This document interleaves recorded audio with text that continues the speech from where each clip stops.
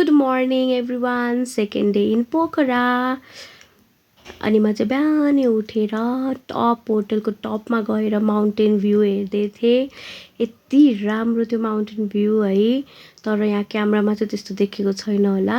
अनि त्यसपछि म तल गएँ अनि पानी लिएर आएँ। त्यसपछि म नुहाइधुवाइ गरेर रेडी भएर मन्दिर जानुको लागि रेडी भएँ। अनि त्यसपछि तल अङ्कल आउनुभयो होला, म आउँदैछु भन्नुभएको थियो, तर अङ्कल आइपुग्नु भएको थिएन। अनि त्यही भएर मैले होटेलको भिडियो बनाएँ। म चाहिँ पिसाईमा बसेको थिएँ। एकदम राम्रो छ यहाँको सर्भिस, एभ्रिथिङ एकदम राम्रो हुनुहुन्छ। अनि त्यसपछि अङ्कल आउनुभयो अनि त्यसपछि हामी बोट चढ्यौँ मन्दिर जानुको लागि। अनि त्यसपछि चाहिँ हामी एकैछिनमा मन्दिर पुग्यौँ। अनि मैले मन्दिरमा गएर पनि भिडियो बनाएँ, पूजा गरेँ, ढोग्यौँ, फोटो खिच्यौँ। मन्दिर चाहिँ यस्तो थियो बनाउँदै थियो। त्यसपछि आएपछि चाहिँ अनि मैले ब्रेकफास्ट खाएँ, कफी खाएँ। ब्रेकफास्टमा चाहिँ ब्रेड, एग, जाम, बटर त्यस्तो थियो।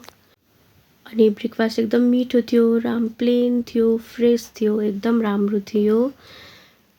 अनि त्यतिखेर चाहिँ मैले यो जाम लिन लागेको थिएँ अनि नभएर अनि मैले जस्ट नाइफबाट लिन लागेको थिएँ अनि नभएर फोर्कबाट लिएँ। अनि प्लिज जज नगर्नु होला, यस्तै हो। नयाँ छु, भिडियो बनाउनलाई त्यति आइडिया छैन, रेगुलर पनि बनाउन सकिरहेको छैन। अनि मलाई चाहिँ यो ब्रेड जामहरू एकदम मिठो लाग्छ। अनि खाएँ मैले। त्यसपछि फेरि अङ्कल लिन आउनुभयो। अनि त्यसपछि हामी माजुकुनाको लागि हिँड्यौँ।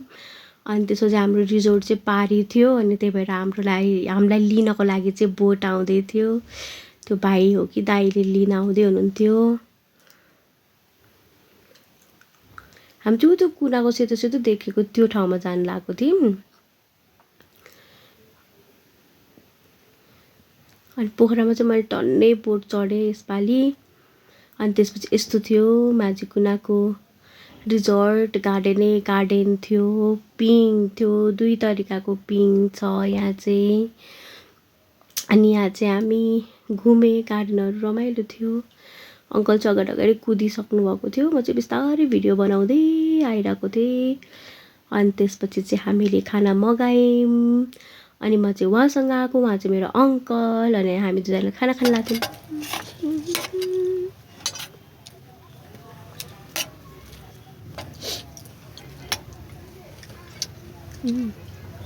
चटनी खतरा रहेछ, कस्तो गाउँको स्वाद है।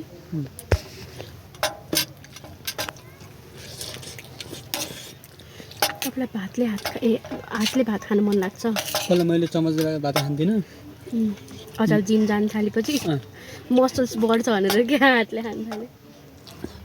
जिम जान लाग्छ चम्चा भात खान्छ भने म त यसमा यहाँ के थप खाना त्यस्तो हुन्छ कि हुँदैन? हुन्छ, तर मलाई यति भए चाहिँ थप्नु पर्दैन, इनफ छ। यति खाए चाहिँ बेलुकासम्म चाहिँदैन भाइ।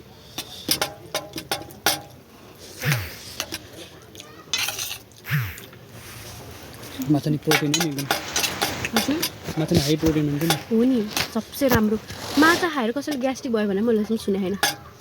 म चिकन खाएर मटन खाएर चाहिँ ग्यास्ट्रिक हुन्छ मान्छेलाई। मासु आइटममा यो त मासु भनौँ न, कहिले त्यसलाई भेज भन्दो रहेछ यसलाई त्यो पानीभित्र बस्नु भएर साउथ काले भेज हुन्छ नि माछा। ए मलाई थाहा थिएन। सो माछा नखाने मान्छेले या मासु नखाने मान्छेले माछा खान्छन् कि। म यहाँ मुकबाङ भिडियो बनाइरहेको छु। मुकबाङ भिडियो बनाइरहेको छु। यहाँ तिम्रो के हुन्छ नि फेरि अन्डा खाने माछा नखाने हुन्छ फेरि। हो, एगिटेरियन भन्छ क्या त्यसलाई। अन्डा भेजिटेरियन भन्छ नि, तर यस्तो हो। तर अन्डा फेरि अहिले गर्छ।